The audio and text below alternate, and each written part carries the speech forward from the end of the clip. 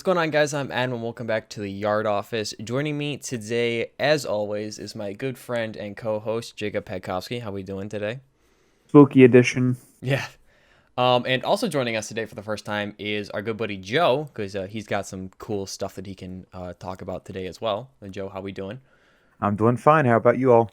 Doing great, doing great. All right. Before this episode gets started, I just want to say thank you to everybody for the support. As always, you guys are a huge contribute. You guys contribute a lot to this series, and I really appreciate the support. And if you guys are new to the channel, why don't you do me a favor, hit the subscribe button. You're going to be seeing more of these in the future, as always. And without further ado, I'm just gonna open this up. Basically, we wanted to do a little fun Halloween special edition of the Yard Office, and we're going to talk about some fun railroad-related ghost stories today. So, why don't you do me a favor, turn the lights off in the room, get yourself a nice snack, and Snuggle up in your warmest blanket, and make sure you're wearing your brown pants. that's a good Deadpool reference in there. But yeah, we got some fun stories to talk about today, and yeah, I think some of these might be legitimate, some of these might not be. We really don't know. Some of you might have heard. Yeah, Some of you might have not. Yeah. We got some popular stories, some less known ones, some personal Yeah, experiences. some local stories. Mostly from me, but yeah, I think I'm just gonna start off with the first one right here. This one is about the Lincoln Funeral Ghost Train. We'll start our journey aboard one of the oldest and certainly most famous ghost trains, the Abraham Lincoln Funeral Train. Oh, also, by the way, I'm reading these from a book called Haunted Rails by Matthew L. Swain. I'll leave a link to it in the description if you want to purchase this book for yourself. But as the winds of the Civil War blew across the country, the United States military officials ordered the construction of a train that would be used expressly for President Abraham Lincoln. The military thought the president could use the train not just as a means of transportation, but as a symbolic way to unify the country once the war was over. The train would lead a grand victory tour of the country, or so they thought. The military even briefed Lincoln on the train tour, but the president, somewhat strangely, wanted no part of the idea. On the surface, Lincoln's argument against a presidential train was simple: it costs too much. But aides wondered if something else bugged Lincoln. A man known for his deep intuitive head, and some would suggest psychic powers, they just couldn't figure out why Lincoln protested so vehemently against the presidential train proposal. Despite Lincoln's protest, there would be a presidential train, which would be named the Old Nashville. In fact, some sources indicate the president finally arranged an official visit and tour of the train. His tour was scheduled for April 15th, 1865, the day he was assassinated. Sadly, instead of a grand victory tour, the train pulled a great emancipator on a grand tour into the afterlife. On that drizzly morning of April 19th, 1865, the weather matched the mood of the nation. Approximately 10,000 people gathered to watch Lincoln's legendary funeral train depart from the depot in Washington, D.C. on a circuitous journey to Springfield, Illinois. Draped in dark garlands, the 9-car train passed through more than 400 communities during the journey, traveling through the main stops of Baltimore, Maryland, Harrisburg, Pennsylvania, Philadelphia, Pennsylvania, New York City, Albany, New York, Buffalo, New York, Cleveland, Ohio, Columbus, Ohio, Indianapolis, Indiana, Michigan City, Indiana, and Chicago, Illinois, before arriving at the presidential final resting place in Springfield, Illinois.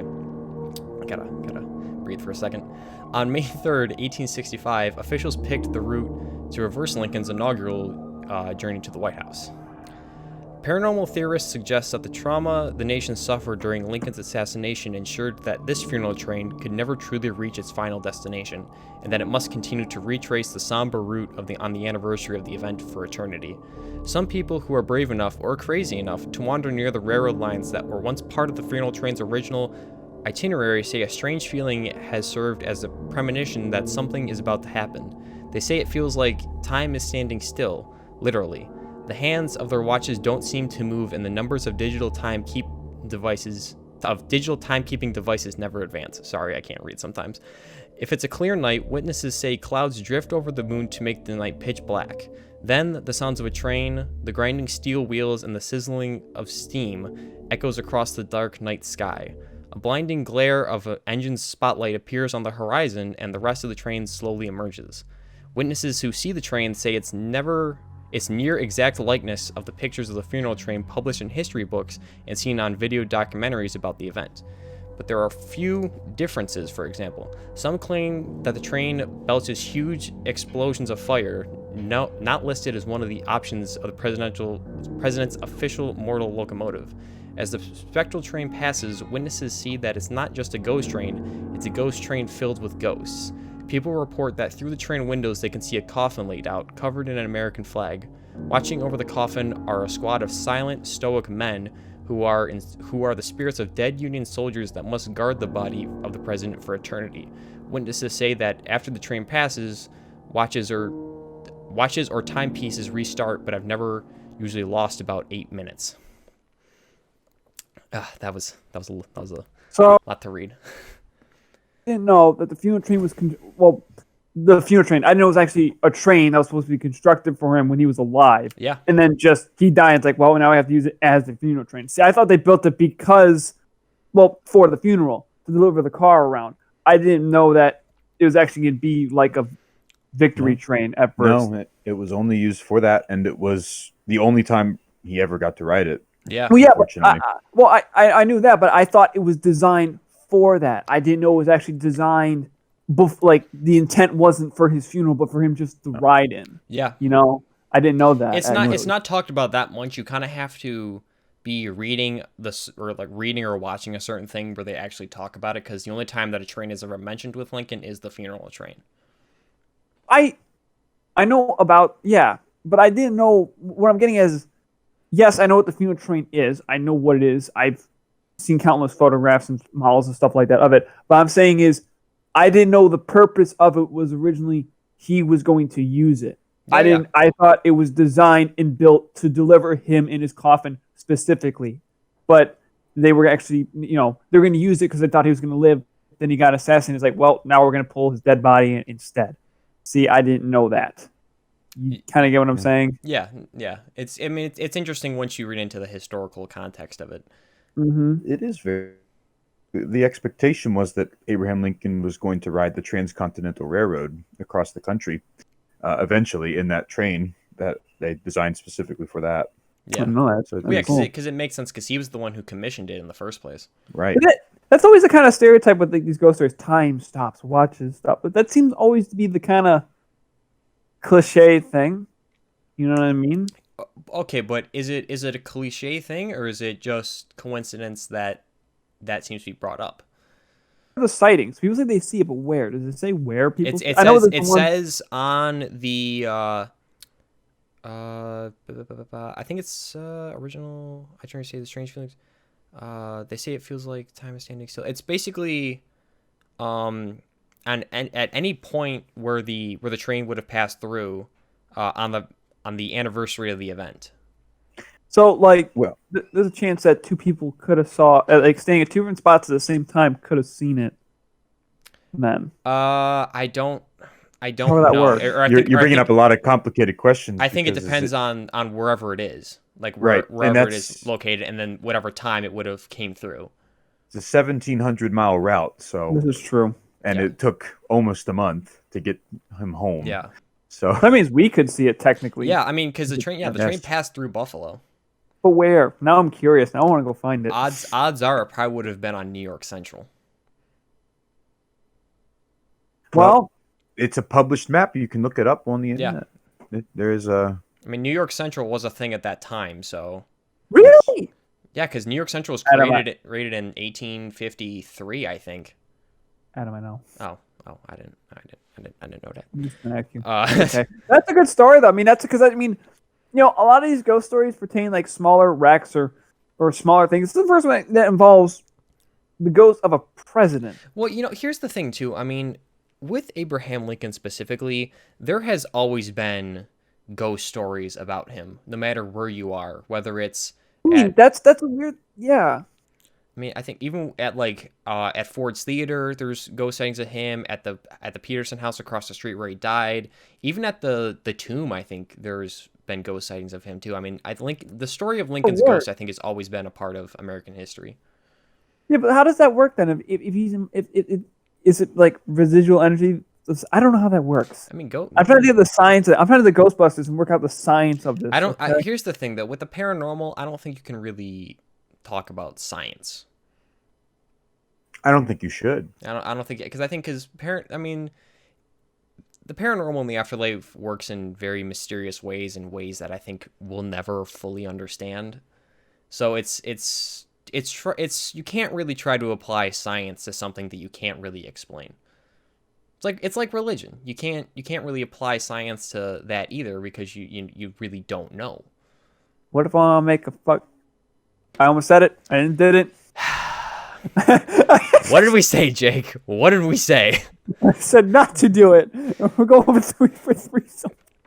I almost said it. Yeah, you almost said it. Well, no, because we want to make a proton one and a ghost pack. Get a trap. We want to fight these things. This Buster makes me feel good. You want to fight the ghost of Abraham Lincoln? If Lincoln can fight vampires, why can't I fight the ghost of Lincoln? That's a good point. It's a good point. But I don't know. I mean, whether or not this story is true, I like the idea of it. I think it's just it's an interesting story. It's something unlike a lot of the other railroad ghost stories you'll hear are about certain accidents or about certain employees or something like that. There's not because this train never crashed. Yeah, never. It's just bad. It's just such a historically important event that I think it's just captivated history so much because of it. Because it's the first time I've heard this story, so I mean I find that very interesting. Yeah, because Lincoln was the first president to be assassinated, so that was going through an event that the country had never really gone through before. So it's just so deeply rooted in history. I think that stories like this, or even whether or not it's even true, exist. Yeah, why couldn't it have been Jackson? And for anybody who actually wants to read this book, there actually is an entire account of seeing this train that follows the story after you read it. There's a whole eyewitness account of them actually seeing this. So if you want to read that for yourself, it is actually there. But yeah, I just think it's a story that's unlike any other, and I think that's just what interests me the most. I mean, and me myself too. I've always been a fan of the Civil War era and Lincoln. He's always been my favorite president. So a story like that just kind of it captivates me in a certain way, I think. It is a creepy story, and a sighting like that is really. Creepy. All right, they say we should point out we're not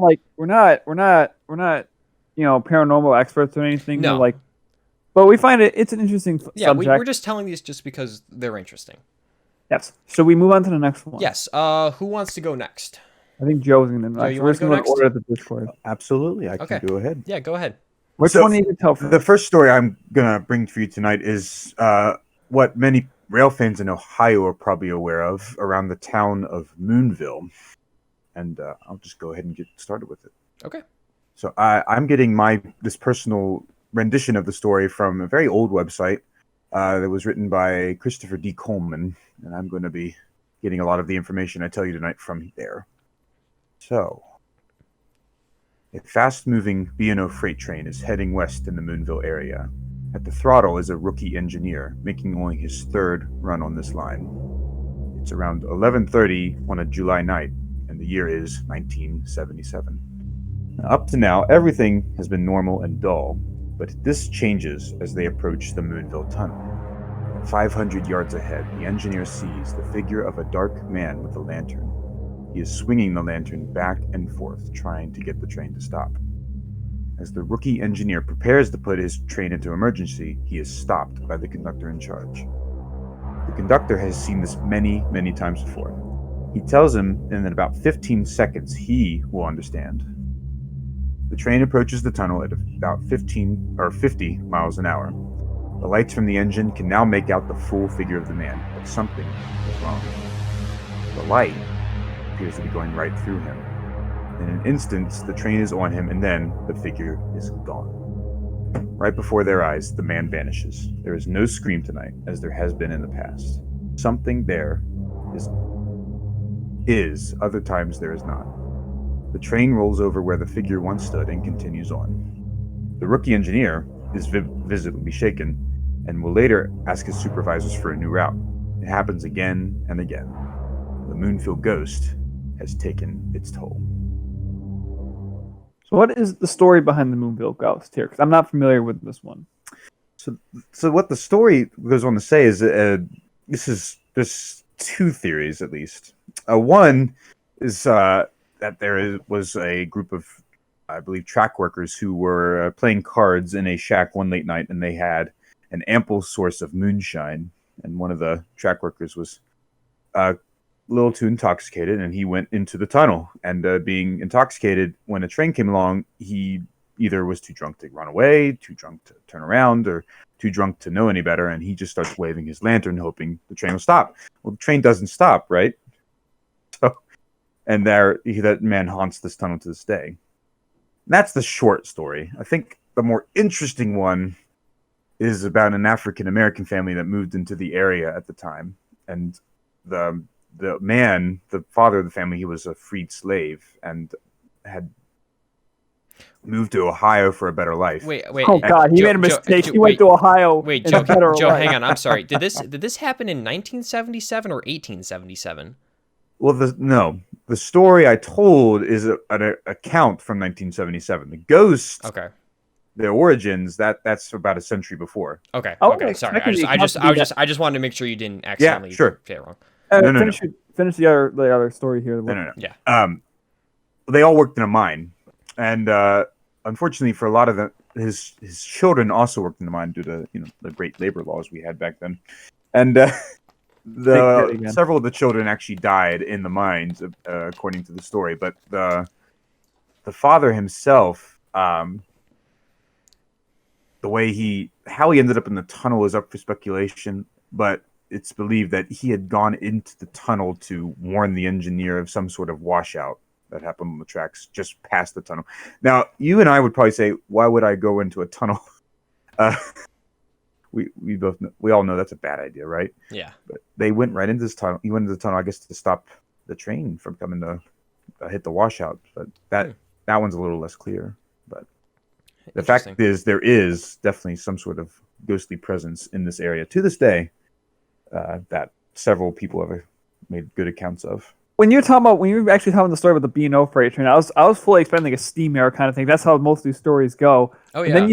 But then you said 1977. I'm like, oh yeah, that threw man's me off riding as a well. Jeep probably, and he saw this thing. That's kind of cool, actually. It is. I mean, and the stories have their origins in the 18th, 19th century, early 20th. But yeah, so you think these stories come up around like the mid 20th century, but no, it's Right. like the late.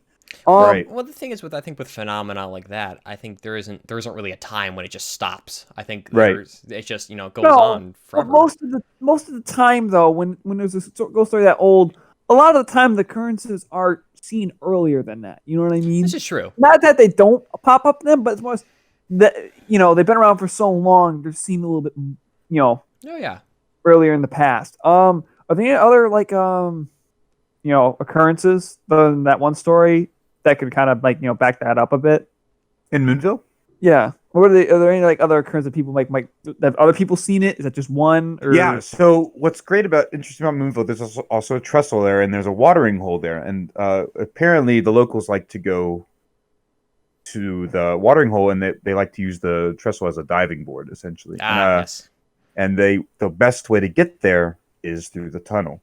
Oh, of course. So, and of course, young people, they like to go out at night and midnight, and that's when you see the ghost, of course. So you've got young people going out into the night, walking through a dark tunnel, and there they see some sort of a ghostly screaming, or not screaming, but a ghostly waving a light in the distance. Is this rail line still active?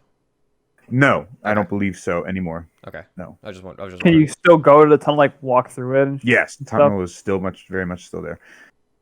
And let me just, I'll have to back that up. I believe it's gone. I believe CSX pulled the tracks up, and as of now, it's very much abandoned. I like telling the stories where it's not just like a story from one guy you hear, but there's actually accounts, witnessing stuff like this from multiple people. Oh, right. yeah. It makes it more interesting because then it's well, it backs up the legitimacy. Yeah, it's not just some story. Multiple people have been witnessing this, where it's okay, something actually might be happening. Well, here. I mean, I just don't want to tell a story and then that's it. But I want I want to kind of spend to make people, because not everyone watching this is like believes in ghosts or anything like that. But there's always that thing where there are unexplained things in the world, and where they happen enough, and different people, different times, are witnessing the same thing. Well, Right. Maybe there's something happening here. well, the thing is too. I think with like if Joe is correct and the tracks are indeed ripped up by CSX, And I think if- confirm they are yeah, ripped up. if that rail line was indeed still active, you probably would hear about more accounts of this. Well, I'm not Yes. like ghost hunters. I can imagine probably. Well, yeah, but I'm Go just saying, I'm there. saying that's probably why there isn't more. I feel like if there would be more, if that rail line was still active, because That's a good you'd one, probably see. Yeah, that's a great story though, Joe. I like that one. I like how you talk about like a rookie engineer, and Primer's like, nah, dude, just do it. Yeah. Like, it's like, man, I'm getting tired of this guy. Just go, just go. The conductor's Yeah. just in the seat. Oh, this guy again. Oh yeah, don't worry about it. Just keep going. Yeah. Don't worry about it. Yeah, run the guy over. Like, imagine sitting there like, no, it's fine. Like, you think that's a person? Like, no, it's fine. It's like an initiation of sort. Yeah, yeah, you it's know, like, in a weird what? way. You haven't been on this line long enough until you've seen this ghost. And then immediately wants to leave. Craig, the ghost. It's Craig. Well, Craig. Jake, do you wanna go next? Yes. I have some personal experiences, but I'm gonna save those towards the end because I want to kind of keep it the flow of Okay. stories. All right. So this one's kind of a more well-known one. This one's about the Statesville wreck in Statesville, North Carolina. So I'll get to it here. Okay. On August 27th, 1891, one of the worst train wrecks in North Carolina occurred at the Boston Bridge. I can't. I believe that is the name. The for it. Boston. Boston. Okay. Yes. Boston Bridge, 2 miles west of Statesville, North Carolina. Wait a Oh! I just realized my aunt lives here. I could probably go see this bridge. Should. Nice. Oh boy. Oh wow. Okay. All right. In the wee hours of the morning. That's how this starts off. In the wee hours of the morning, a westbound passenger train jumped the tracks and hurtled off the 60-foot-high bridge. When the train got to Boston Bridge, it was 2 a.m. Most of the passengers were asleep as the train crossed the bridge, left the tracks, and plunged off the bridge into the creek. At the bottom of the fall, 7 train cars crashed into Third Creek. A few of the passengers walked into Statesville for help. Others crawled out of the wreckage, dazed and confused, while some wandered around. Still others sat on top of the train cars until help arrived. When that help did come from the Statesville townspeople, the ground began to pull and cut people out of the wreckage. Since the water in the creek was high, some of the injured drowned. By a large crowd of townspeople had arrived and began to move the dead and wounded into the town. Dead were laid out in the farmer's tobacco warehouse. 20 passengers were killed outright, and 9 were seriously injured. About 20 more received minor injuries. The Boston Bridge train wreck has been the subject of many ghost haunting expeditions, as a ghostly specter of a train is said to be seen each year on the anniversary of the tragedy.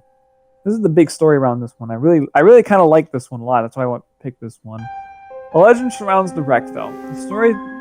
The story people tell goes like this. 50 years later, very early in the morning of August 27, 1941, a woman was waiting along the road that ran beside the railroad tracks near Statesville.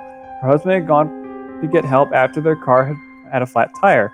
The woman heard a train whistle in the distance. A headlight appeared down the tracks, sweeping through the trees as the engine approached. The woman noticed the huge bridge in front of the train. As the engine began to cross it, she heard a horrible crash. She saw the train plunge off the bridge, its old-fashioned wood passenger cars splintering into pieces. They piled into a jagged mound below. The woman could hear the screams and groans of wounded people. She ran across the road and through a field on the side of the creek. Up close, the sight was even more terrible. The engine, its tender, and passenger cars formed a twisted mass of wreckage being flooded by the waters of Third Creek. Hearing a car pull up on the road behind her, the woman ran back across the field, screaming that a terrible train wreck just happened. Her husband was in the car with a stranger, the man who owned the county store just down the road. 3 of them headed back across the field and looked down into the quiet waters of Third Creek. No wreck was there. Of course, the men thought that the woman had fallen asleep and dreamed of the whole thing, but when they continued their trip, she made her husband stop by a Statesville train station to find out if there had been a wreck. When the couple asked at the ticket window, the station agent looked up from his work. "Funny you should ask," he said. "There was no wreck at the railroad last night, but 50 years ago today, there was a horrible wreck out there at Boston's Bridge." As he said, this woman screamed and fainted. She knew she'd seen a ghost train. That's an interesting It's one. it's more of a story, honestly. In this one, as I really just said, I like when there's evidence backed up, but I like the kind of like, I like that like the thing about like these ghost train stories. I really like the idea of like a phantom kind of train, kind of like with the Lincoln Funeral Train. Like you can see this apparition of what was a train.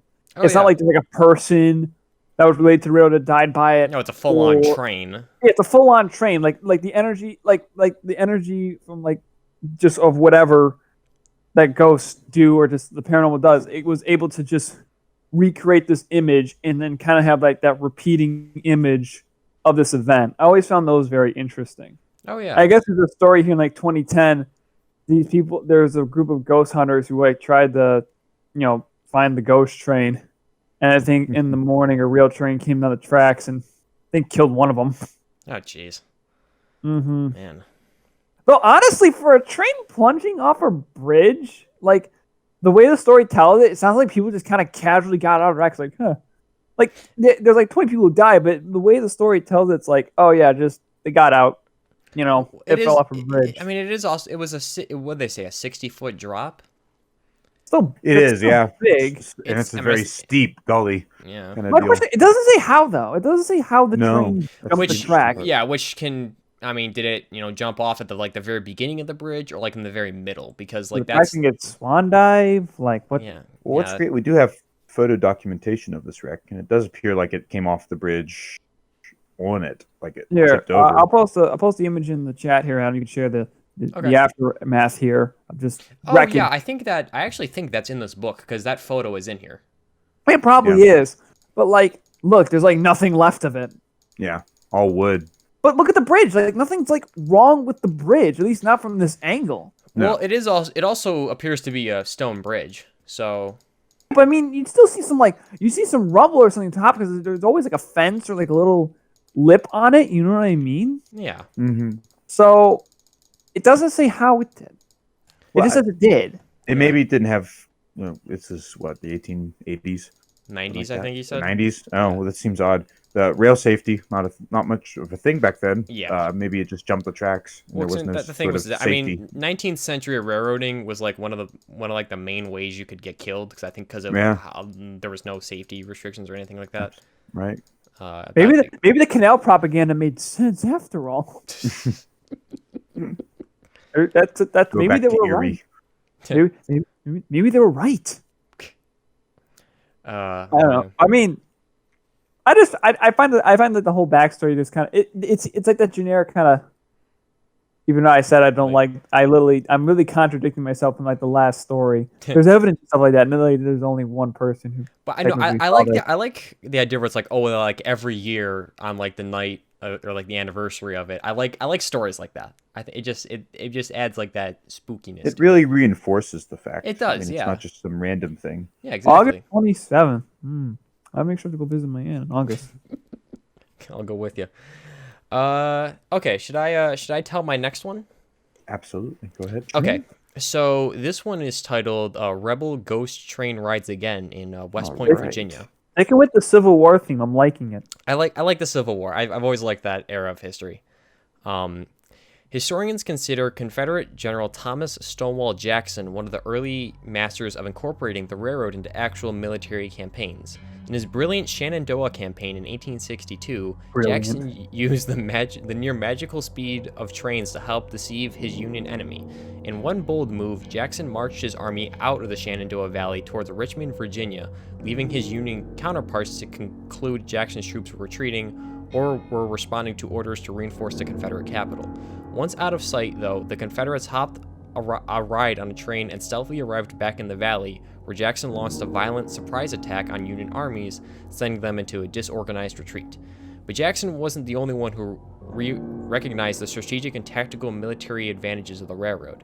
In fact, you might say that the military capacity and value of the railroad came from an age during the Civil War. It also made trains, railroad factories, and the rail lines themselves tempting targets of rampaging raiders and cavalry units. Sorry, I didn't know how to pronounce that. That might explain. Take English, kids. Yeah. Don't be like us where you can't. Don't read skip out on basic English. Yeah. Don't skip out English. Pay attention in school. For years, that might explain the following story from the Tidewater region of Virginia. For years, residents of nearby West Point, Virginia have claimed they have seen strange lights hovering just down the tracks from a railroad crossing located on Route 30. One of the explanations of the ghost lights goes back to the Civil War. According to the tale, a train full of wounded Confederate soldiers who were urgently needed for a looming battle never arrived at its destination. When rescuers rode up the line to see what had happened, thinking perhaps the train had broken down, the mystery only deepened. There were no signs of either the train or its passengers. The train had seemingly disappeared. But trains don't just disappear. People quickly guessed at what had happened. Union raiders stumbled upon the train and attacked. They killed all the soldiers on board and then burned the train. Another guess, Union soldiers stole the train. Whatever had happened, there are those who believe the lights that play along the train tracks are evidence that the train is gone, but that the ghost train will live forever. People still claim it's now a ghost train that continues to roll down the special tracks near West Point. Some people see the lights of an old-fashioned steam train and hear its phantom bell and whistle. Like all good railroad spook stories, though, this tale features some clever historical revisionism mixed with some actual weird phenomena. People really do spot strange lights and orbs at the crossing. For instance, a few members of the West Point Historical Society told the Virginia Gazette that they had witnessed the lights. The description of those lights, the color, how high off the ground, and the number varies from witness to witness. Member Edwin Malachek told the paper he first saw the lights back in the 1960s when he and his friends were out for a summer adventure. Malachek, along with his friends, saw something that looked like a big flashlight swaying back and forth. He said it was spotted on the eastern side of the crossing beyond the tree line. Another member of this historical society, Donald O'Connor, said that he had his own brush with the haunted Civil War rails. O'Connor, also of the Historical Society, said he and his group of high school friends saw the lights a few times. When he and his buddies saw the light, which he described as fuzzy and round, they claimed it hovered just above the train tracks. He told the newspaper he saw the light on 2 occasions. One witness told a more graphic tale in an email sent to Haunted VA Blogspot, a website that focused on Virginia area hauntings. He said a whole bunch of witnesses got a good look at the light when it appeared. Everyone gasped and shocked at the exact same moment, which tells me it wasn't any kind of figment of our eyes playing tricks on us, he wrote. They thought it might be some local trickster, but then discounted that. The area is remote and there were no signs of other vehicles. The writer continued, it looked like a welding arc. It was bright and shimmered for about 3 or 4 seconds and vanished. It appeared very far away. The second time it appeared as red moving from left to right, and it illuminated the tops of the rails. It was easy to gauge its distance. The light appeared to turn into several lights and then again vanished after about 4 seconds. It then appeared randomly 4 more times, each time moving closer to our location. The last 2 appearances were in quick succession, about 10 seconds apart, and they were clearly illuminated the ground underneath. Based on all testimonies from witnesses that stretch back over decades, it's hard to discount that something is happening on those Tidewater tracks, but not everyone buys the Civil War ghost story. First, there's no historical record of Confederate trains disappearing there. Local historian Bill Palmer told the Virginia Gazette that the way the story portrays the Union attack in the area is problematic. Confederates had stopped the Union forces outside of Richmond. If the Confederates had decided to evacuate the wounded by train, they would have moved them away from the fighting to Richmond, not to West Point. Palmer pointed out another anomaly. According to his research, the lights started to appear in the 1950s. If they were Confederate ghosts, they would have waited almost 100 years before doing ghostly tricks. Still, he does admit that this section of rail, like a lot of tracks, has its share of tragedies. A train derailed in the 1880s, but no deaths were reported, and a mother and daughter died in a vehicle locomotive accident in the 1950s. And that might lead some ghost-light believers to conjecture, if the lights started to appear in the 1950s, could the spook lights be related to this accident? To the skeptics that might add, does this just mean that all spook lights are nothing more than headlights? The debate of the Confederate ghost train, like ghosts of the Civil War heroes and the spirits of the restless train engineers, seems to be eternal. So, what were we going to say, Jake? Are there accounts of this train actually disappearing, or is that just like a myth? Like, is this like an actual recorded thing where they sent out some kind of supply train full of wounded? There's no account of a Confederate train disappearing. So that might just be there's nothing like that ever actually happened. It might have been a possible story behind the lights. So more or less, this may or may not happen, but the lights do happen, but there's no historical record of it happening. I think what's maybe worth giving thought is maybe there was another story, but over the passage of time, due to our misunderstanding of history and geography and everything, that it got turned into a Confederate train. But maybe there was a similar situation. He was saying like there was a train wreck around there 1880s, and there was also Right. the vehicle locomotive Exactly. accident. Which that's what I'm saying. Like, is it really about the Confederate, or is it really just some ghost train? Which obviously something's happening there because most people see it, but it may not just be this. The Confederate story is kind of interesting because things just disappearing. It's kind of like ghost ships. You know the concept of ghost ships, Adam. I don't think so. Entirely. Basically, a ghost ship. It's two things. Well, one, it's actually a ghost, ghost ship. But the actual term for ghost ship is a boat will go out and sea. Everything seems normal, and then a little while later, they'll find that ship just adrift, and it'll be either all the crew members are dead or no one's on there at all, with no signs of like anything happening. Like there are stories like ships where they found the crew missing, but everything's still there. Lanterns are still on. Everything's being fetched, but there's no one on board, or everyone's just miraculously dead with no visible wounds or anything. Which is a very common occurrence because the ocean's a scary place. It is. It really is. That's a whole other tale for our things. We're not talking about boats. We're talking about trains. Yeah. But that's also a very fascinating and similar kind of subject here. I mean, it also, the other interesting thing is that like people have different accounts of what they see. So it's not the same thing. It's a couple of same things. But I think the most interesting part was like the last account they mentioned where like the lights went like on and off as it was getting closer. I thought that was interesting because that seems to be the red white slinging. That sounds like a lantern kind of deal. Yeah. I don't think they had lanterns like that in the Civil War period either. So that's what was throwing me off when you mentioned that. Yeah. So, I mean, it could have been a tail light. Yeah, but on the train tracks though. Yeah, but like a See, tail that's light. why I don't believe. That's why I don't believe it's like a car headlight or anything, because I don't see why a car headlight apparition would be showing down there. The only thing you'd be seeing at the and it would also be two headlights, not just one. Isn't there that one ghost story of like that one railroad crossing? I forget where it was. We're in the South, I think, where like a school bus of children got hit, and if you leave your car in idle on the tracks, the kids will push it off the crossing. You know what I'm talking about? You ever heard that one? I think I have heard that one before. Have you heard that one, Joe? Which one? The one where I think it was like a school bus of kids got hit by a train at a crossing. I have. And now, yes. yeah, and if you leave your car neutral on the crossing, the kids will push it off. Yes, and if you put dust on your bumper, you can see fingerprints on it. Yes. That's a very famous one. Yes. I forget where that was though, but I remember that one. I I feel like if it was a car, it'd be something like that. I think. I mean, I like to think of this in the historical context where, I mean, here's the other thing too, is that like, just because something isn't historically documented doesn't mean it didn't happen. I'm not saying this event didn't happen. I mean, it's entirely possible. Yeah. I mean, look at the Bermuda Triangle. Exactly. That weird stuff. Things popping out there all the time, man. Yeah. I think what's interesting is, well, the story itself is based on the Civil War, and there's a lot of ghost stories from the Civil War because that's a period where there's a lot of death. Yeah, I mean, they go to Gettysburg, and that it really feeds into the myth. I mean, there's got to be some. We're gonna say something remains. I was just saying, there's something left. Yeah, I mean, I think there's in this book actually there's railroad related ghost stories at Gettysburg too. Yeah.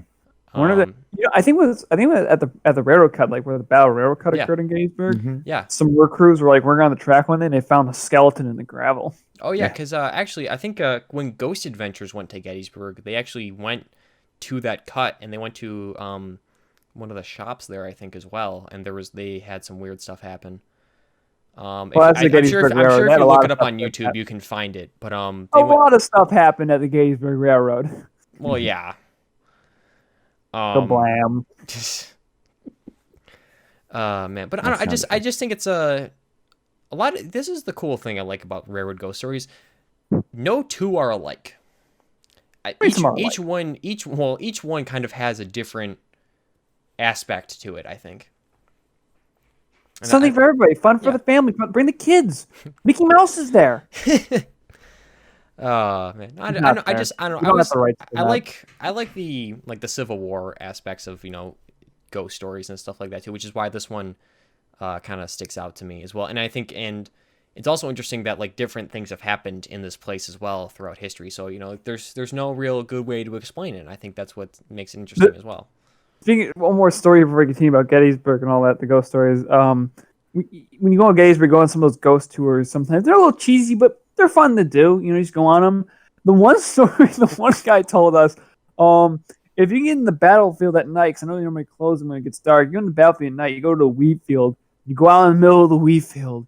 It's all quiet. You stick your fingers into the dirt, and you start hearing the battle, and you hear the hogs eating the dead soldiers off the ground. It got intense. Huh. Oh, it was. They're kids here, man. Oh yeah. I mean, when I went to and here's an interesting thing that I'll say as well, because I went to a couple years ago. I went on a school trip to Gettysburg, and we actually were on the battlefield on Cemetery Ridge right as the sun was going down, so it was getting dark. And I will go to the grave saying that I saw a ghost there, because it was. And this has nothing to do with Trains. Well, yeah, with trains. This is just my personal account with Gettysburg. We were on Cemetery Ridge. We were getting back on the bus, and I looked out my window, and this would have been behind the Union lines.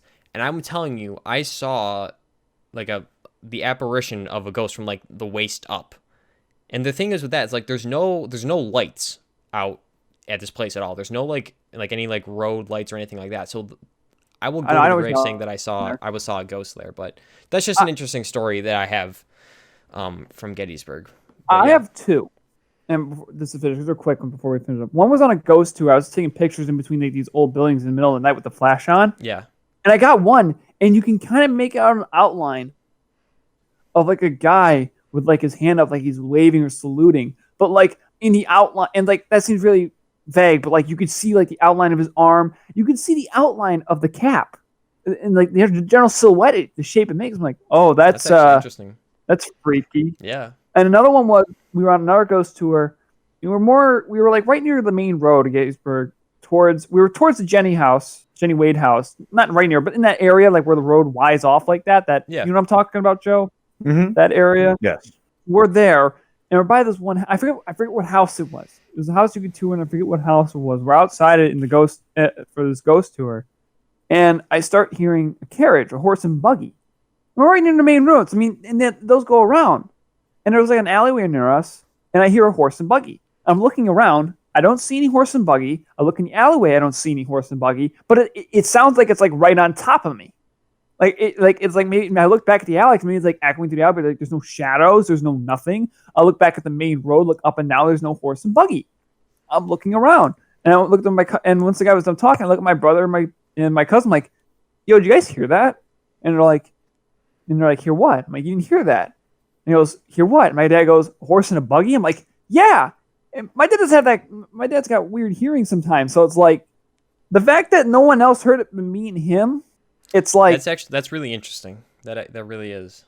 It could have been just one of the horse and buggy tours, but it was getting dark, so I doubt they were out. And again, it was loud. I was right next to the main road, and I was still hearing the cars pretty well. Well, the thing is too. So where did that come from? Gettysburg was the bloodiest battle of the Civil War, so I think in that town is just plagued with paranormal activity because of how big of an effect that battle had. You ever seen Remember the Titans? Yes. With Denzel Washington? Yes. They filmed that in Gettysburg, Oh yeah. I've seen the football field. When they were making that football field, they found a mass grave of 80 bodies. Jeez. There are a lot of shallow mass graves in that place. Well, yeah. Well, I mean that's all over Gettysburg too, and I'm sure there's many battlefields like that as well that you can find that. Yeah. Anyway. Yeah. Let's continue. We're getting sidetracked. Yeah, we're getting sidetracked here. It's a spooky special. Yeah, all right, Joe. I think it's your turn. All right. Well, my second story is a little closer to home, to my stomping grounds. West Virginia. It's probably a little more well known to a lot of folks who are interested in the paranormal. But this next story is based in the town of Harper's Ferry, West Virginia. So at the time of the story itself, it was still part of Virginia. Now, Harper's Ferry is even today is a prominent landmark on the former B&O main line going west towards Wheeling, West Virginia. And the story today is based on a woman known as Screaming Jenny. So, our story starts in the old storage sheds that along the tracks that were abandoned shortly after the Baltimore and Ohio Railroad was built. And it wasn't long before they abandoned it that the poor folks began to move into them. The shelters, the sheds provided a lot of shelter of sorts, although in the winter, it's just a shack, so wind is just coming through, piercing every precipice, just causing all kinds of terrible discomfort. And the small fireplaces in the shacks are really not doing much for these poor people. So, Jenny lives alone in one of the smaller sheds, and she's fallen on hard times. And she has no family to protect her, and she has to basically make a living for herself all alone, and can do just barely getting by with as far as money goes. And she never had enough to eat. One night, she was just drinking a little bit of stew, and when a spark came out from the little stove or just the fireplace in her little shack, and it catches on her wool skirt. Jenny, who's starving, doesn't notice that this fire has started on her wool skirt until it is burned up a little bit through and is starting to scorch her skin.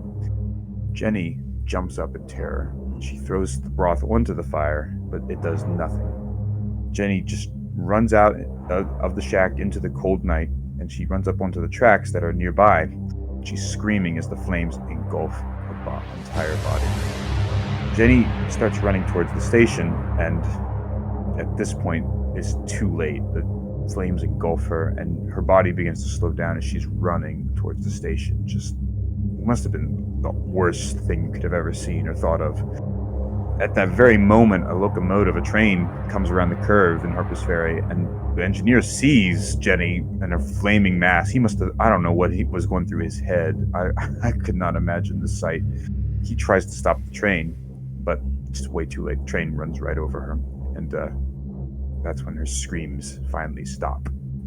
The engineer stops the train, and they are able to pull her body out from under it, and they bury it in a grave that was never marked, so we don't have any actual documentation of this other than by word of mouth. But to this day, engineers say, there's been accounts of engineers saying they can see this glowing figure on the train tracks that only stops when you've gone through it.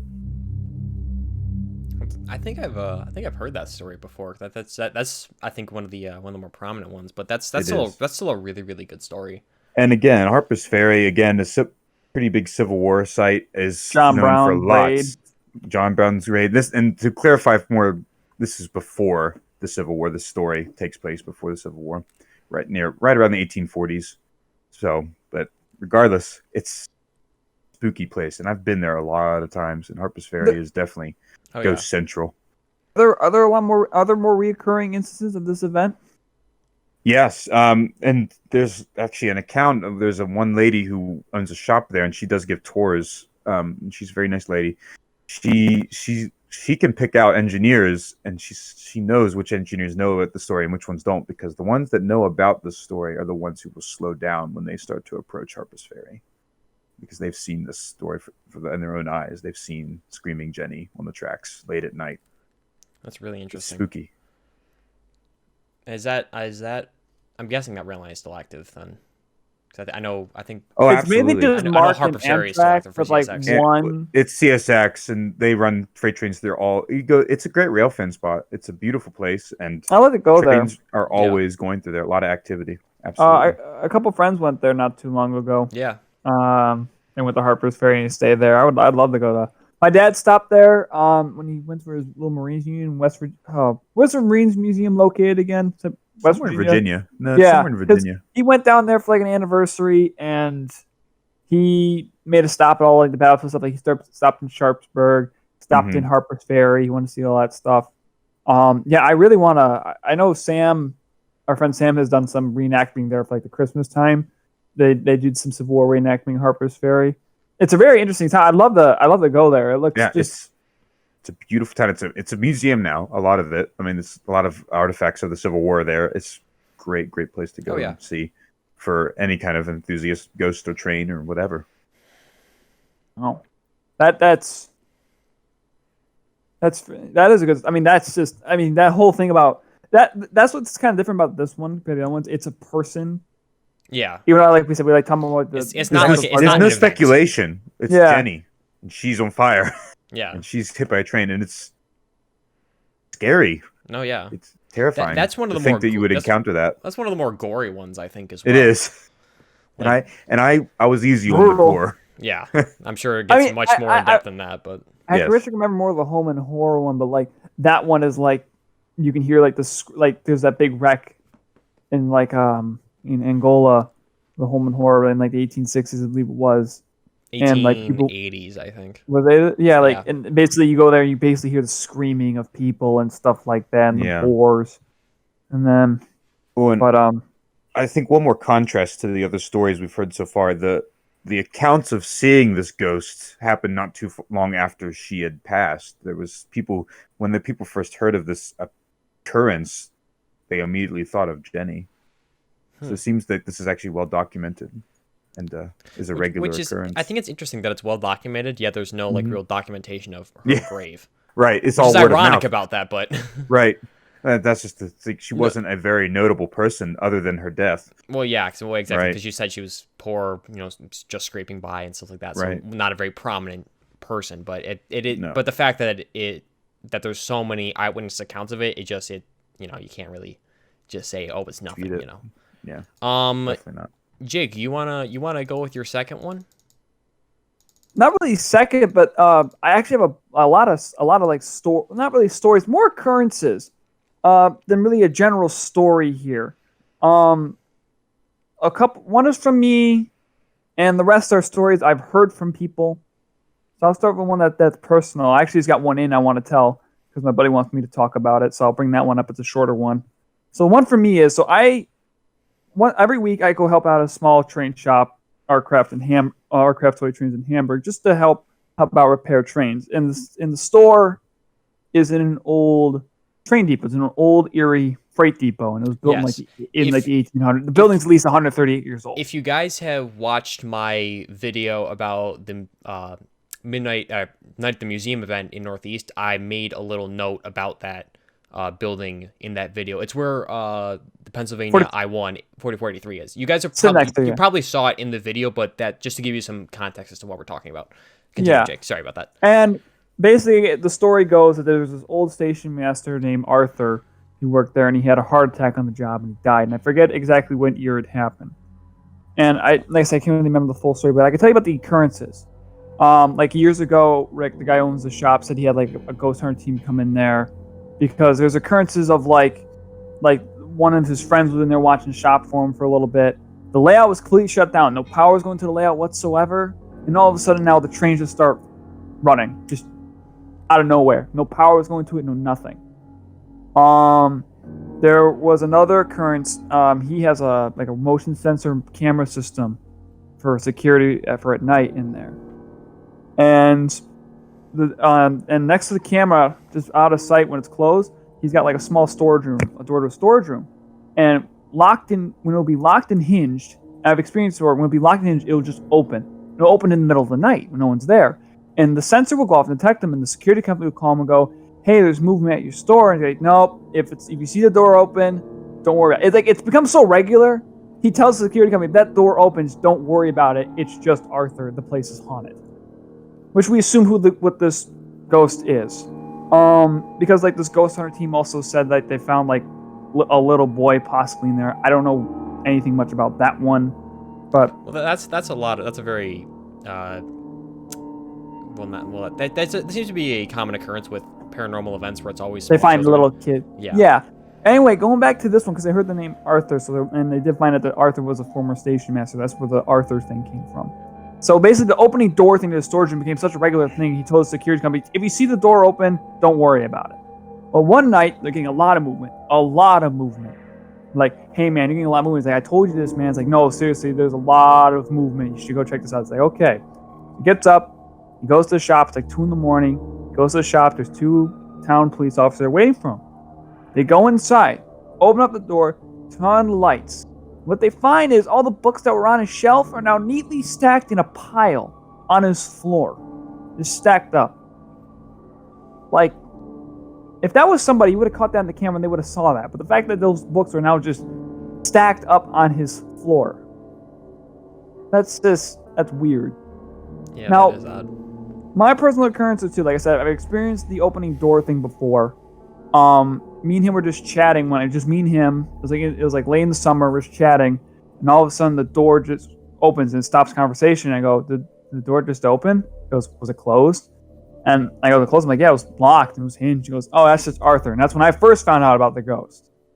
And the other time was, I had to take out some garbage, and I was walking down. They're going to go outside the building, and as you're about to walk out the building, there's a little HO layout to the side of the room. And on the HO layout are like these two, like Thomas HO characters. And they're just slanted, not even on the track, next to each other on the layout. And I walk out, toss out the garbage, come back inside. Less than 5 seconds of being outside, close the door, I glance back at the layout, start walking back, but stop, turn around, look back at the layout, and now the two engines are on the track and they're inside the tunnel. No one was around that side of the shop in the vicinity of that area to do that, to like pull some kind of trick on me. The only two guys who were in the shop were Rick and Mike. These are older gentlemen, all the way on the other side of the store, and I doubt within that time they can run. Could run, first of all, and then make it all the way down to that layout, put those trains on the track, run all the way back, and have being no signs of like winded or anything like that. Like I said, it was less than like 5 seconds of total outside, and then all of a sudden now they're just in there.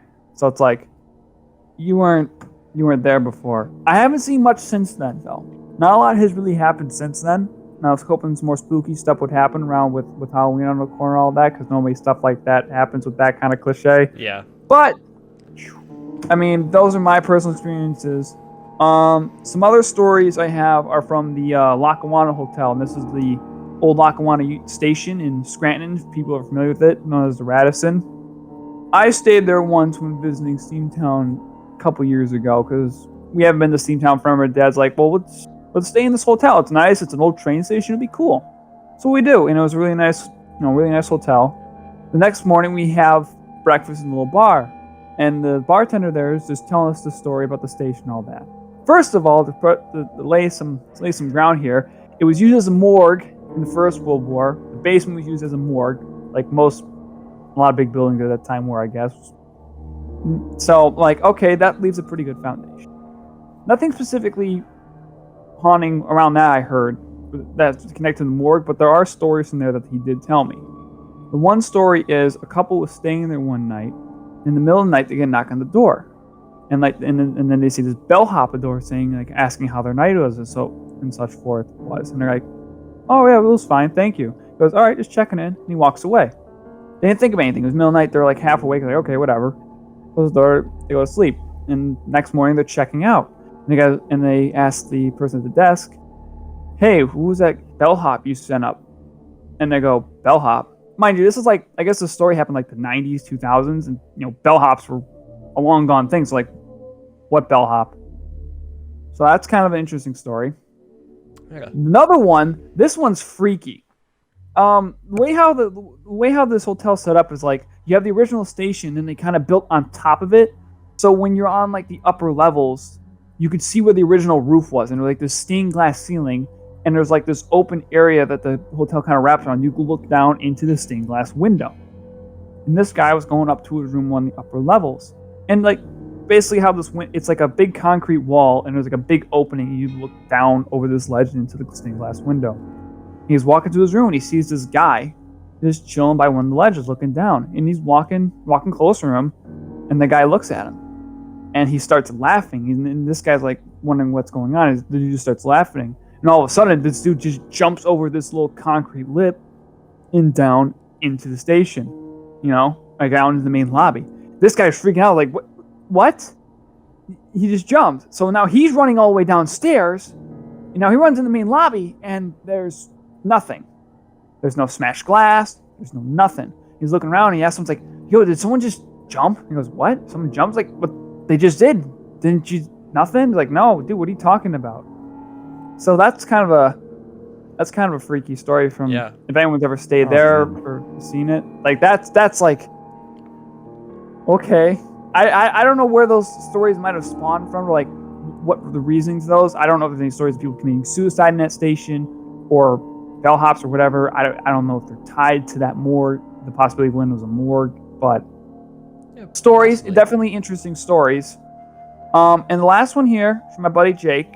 This one involves IRM actually, because he's been a volunteer there lately, I guess. At IRM, there's one of the barns is called Barn 9. It's the really long one. They keep a lot of equipment in there. They keep like the Santa Fe Northern in there. They keep the Y3, their Milwaukee Road 484 in there, the GG1, the really long barn. And he tells me at night, because how long the barn is, it gets freaky at night. Because you have all these old steam engines and stuff lined up to each other in the dark. He says the barn's so long that you can basically point a flashlight down the aisle of the engines, and the light wouldn't reach the other end.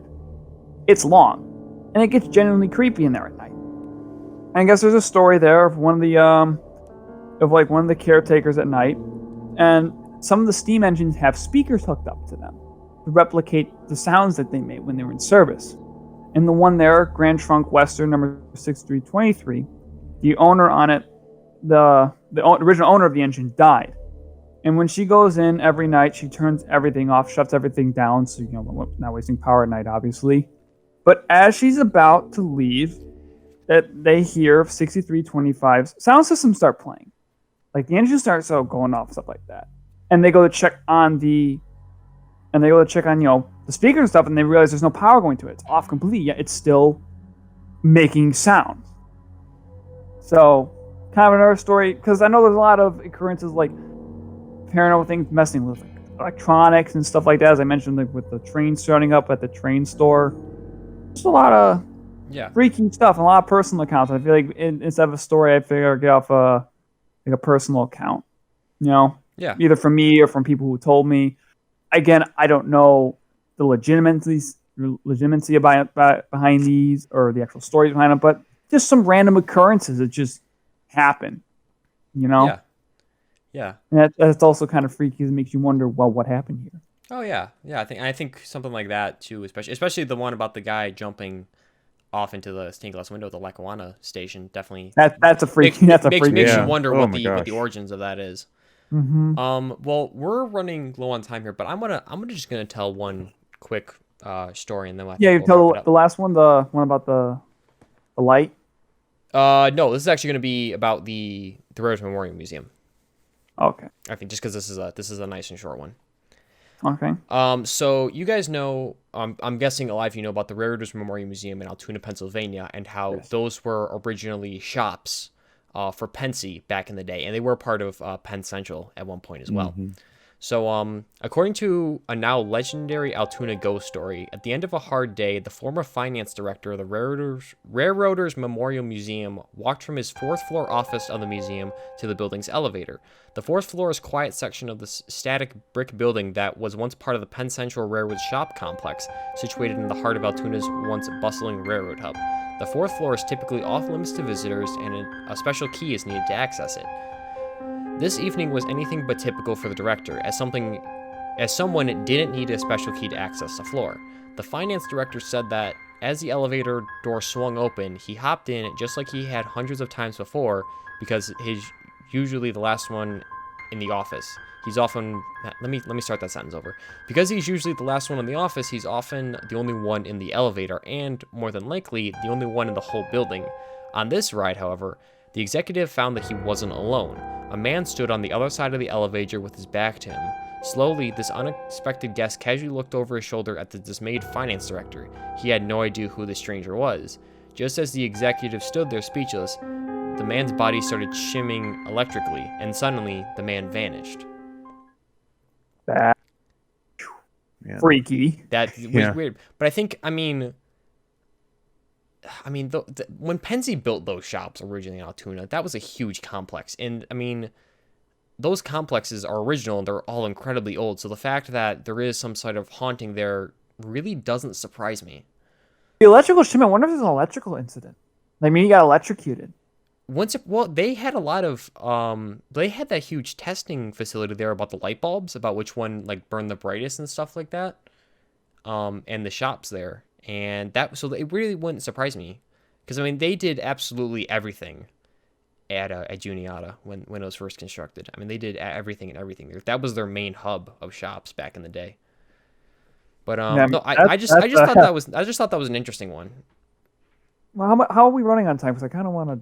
We're about an hour 5. I think we should tell at least that last one. I think the last one's really interesting how it plays out and how it relates to with major politics, especially at the time. Is it the Mako Station one? Mako Light or whatever. Yeah. Right. Okay. Yeah. Let's tell this one. I feel like this one would be really cool to see, and I think some people know this one, but. Okay. Let me. I gotta see if I can find it real quick. I was looking at this one earlier too, and I can't seem to find it now.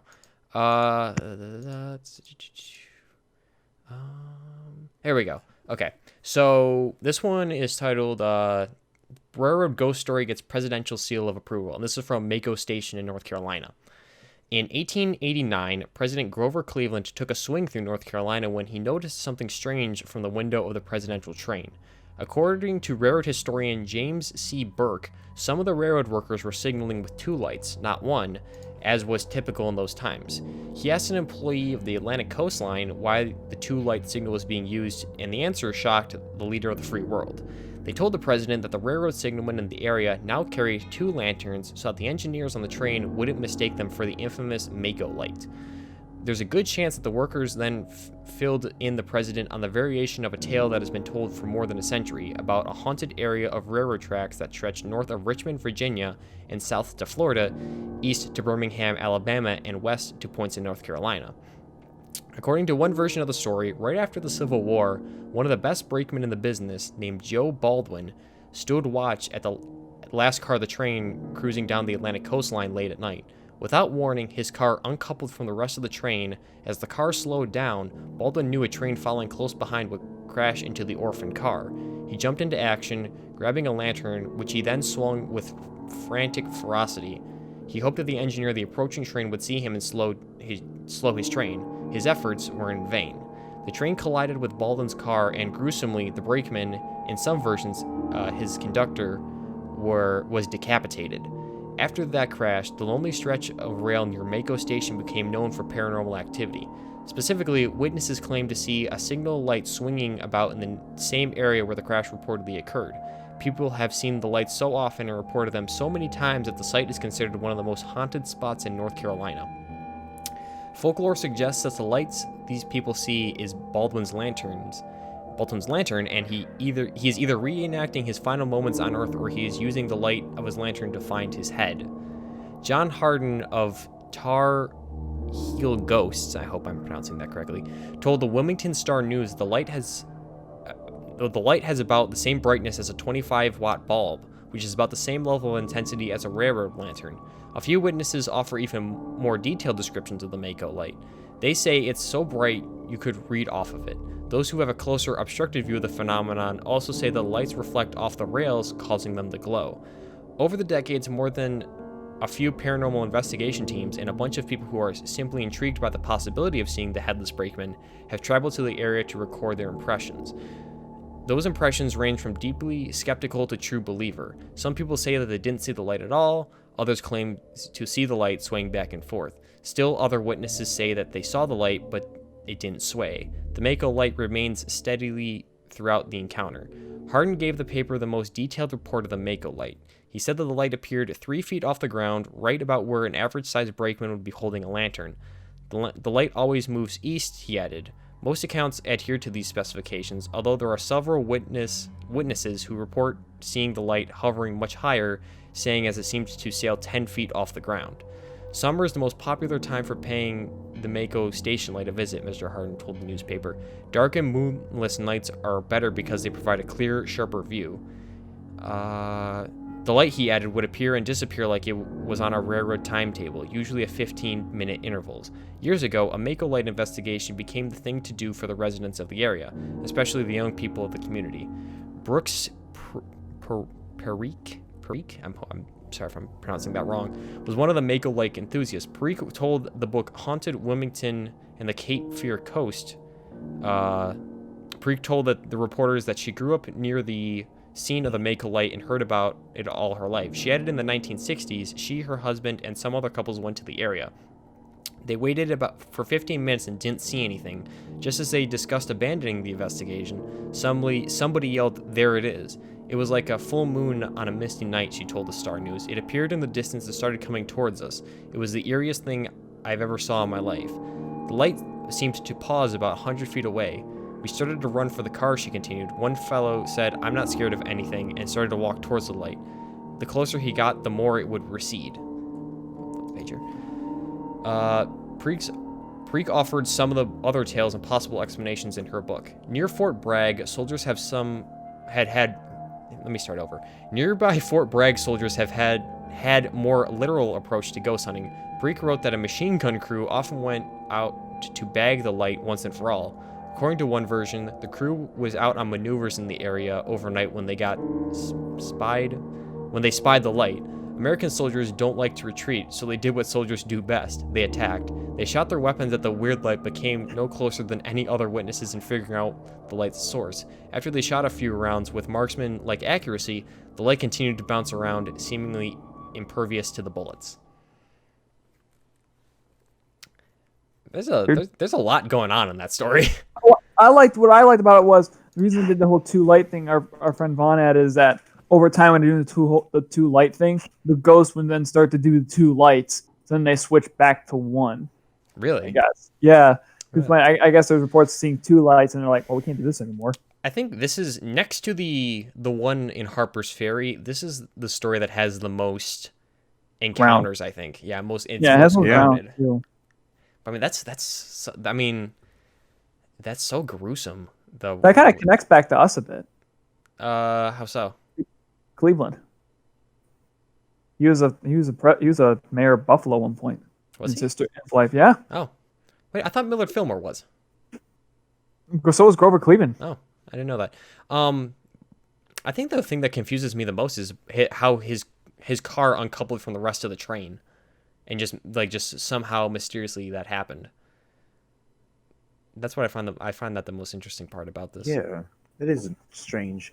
Because I mean, I don't know when this was, but it had to be before 1889, and it was right after the Civil War, and I mean at that time weren't most of the trains connected by like hook and pin couplers?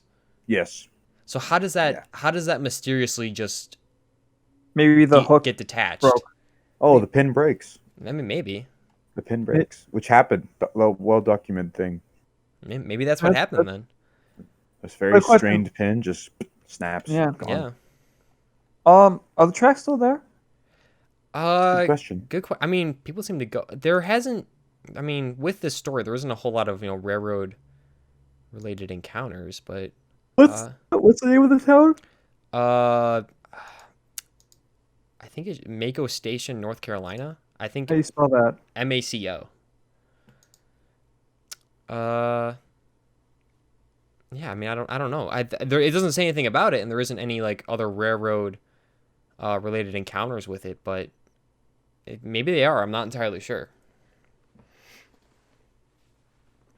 Okay, looks like the tracks are still there, I think. Could very well be. But I think if I were to sum all this up, it would be two things. Yeah. Trains lend themselves well to ghost stories because just the ghostly nature of a whistle in the distance. And two, railroad safety in the 19th century didn't exist. Oh no, it did not. No, and I think if you look back at like if you look back at like the amount of railroad accidents that happened in the 19th century, it's insane. I think the likelihood of being killed by a railroad related accident was incredibly high. Yeah. You look at that one Penty promotional film where he's literally in the afterlife and they're showing him everything that can go wrong and they're telling him you have to make sure these guys die or something. Oh man. Well, I think that's a good place to wrap it up. I think for I think we got a lot of this good stories. Yeah. Hopefully some people learned some new stories they haven't heard before. Yeah. Maybe someone got spooked in this light of year. Yeah. You know?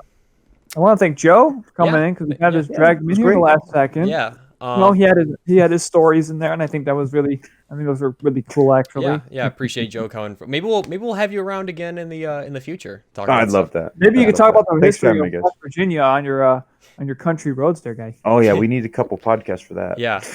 But I want to thank All right. Jake for coming as always, being my co-host. He really helps make these episodes possible. I'll leave a link to his shop down in the description as always. Be sure to like, comment, and subscribe for more. I hope you guys all have a safe and happy Halloween. I'm Adam. I'll talk to you guys next time.